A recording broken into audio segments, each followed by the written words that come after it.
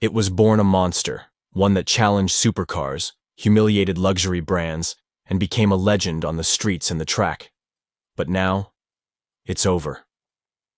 After 18 years of staying virtually unchanged, the Nissan GT-R R35 is finally saying goodbye, and not with a bang, but with silence. No special edition, no tribute worthy of its name, just the end of an era. But why did Nissan choose to bury such an icon like this? And what does that say about the brand's future? In this video, we'll take you behind the scenes of this shocking decision, the mistakes that dragged Nissan into a hole, and why even the most loyal fans are furious. So get comfortable, because what you're about to hear is just as unbelievable as the GT-R's legacy itself.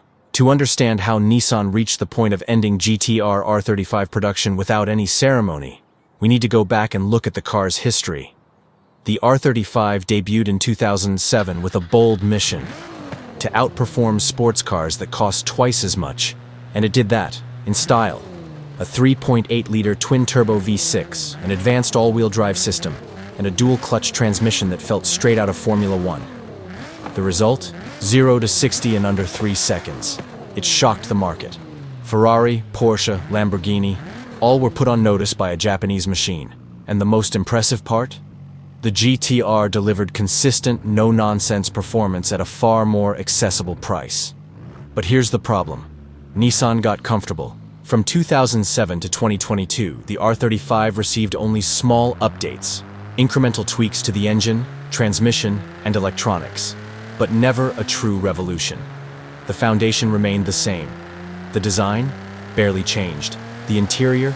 More and more outdated. Meanwhile, the competition kept evolving. Porsche refined the 911 Turbo with every generation. Ferrari launched insanely fast hybrid models. And Nissan kept stretching the R35's lifespan as far as it could go. That took a toll on the GT-R's image. What once debuted as a supercar, Slayer was now seen as an aging product. Worse yet, Nissan started missing the innovation window. In recent years, the world shifted into high gear toward electrification.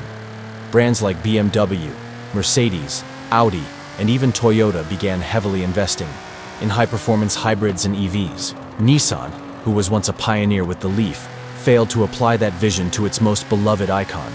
The GT-R was still powerful, but it felt frozen in time. Even the fans started asking, where's the new Godzilla? The truth is, behind the scenes, Nissan was in deep crisis.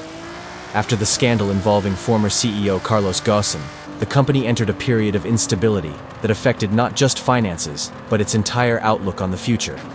Projects were shelved, decisions delayed, and the long-awaited R36, its rightful successor, was left stuck in limbo. And this is where things get even more frustrating. Because despite all the missteps, the GT-R never stopped having a loyal fanbase. Enthusiasts never stopped dreaming about the R36. But what did Nissan do? They released limited editions, special versions with different paint jobs, alternate seat materials, and of course, price hikes. It was like the brand was trying to squeeze every last cent out of a project that had already reached its limit. And what's interesting is, this kind of behavior isn't new in the industry. Other automakers do it too. The difference is that in the GT-R's case, the frustration comes from the fact that it was born to break the rules, to challenge the giants, and now it was being treated like a boutique product, sold as a collector's item rather than the monster that once crushed supercars on the track. To make matters worse, the R35's farewell was almost silent. No grand tribute, no big celebration, nothing worthy of the legacy it built. Just a cold press release announcing the end of production. And that raises a question a lot of people still ask. Is Nissan afraid of ruining something that's already beautiful? Has the GT-R legend grown so large that they're too scared to take the risk? Because if the R36 comes out and isn't absolutely spectacular, the critics will tear it apart. And that's a massive pressure for any engineering team. But the problem is, while Nissan hesitates, time keeps moving. New technologies are emerging, new players are entering the game, like Rimac, with its all-electric hypercars, and GT-R fans are left waiting for a future that may never come. Just imagine if Nissan had taken all the experience it gathered with the R35 and poured it into something truly new.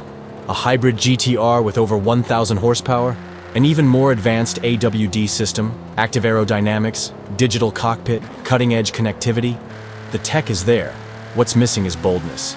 And that's exactly why many fear the R36, if it ever comes, might just end up being another car trying to catch up, instead of the car everyone else is trying to catch.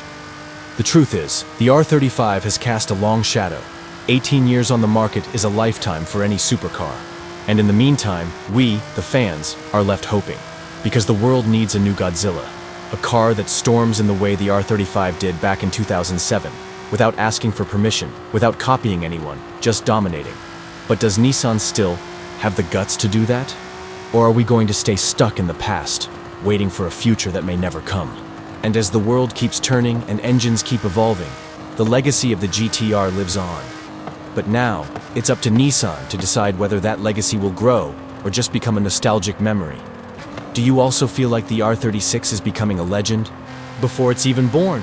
Then drop a comment below and tell us what you expect from the next Godzilla. And if you enjoyed this video, make sure to hit the like button, share it with your gearhead friends, and subscribe to the channel so you don't miss any content like this. We're racing toward our first 1,000 subscribers, and you can be part of that story. So, let's shift into high gear. See you in the next video.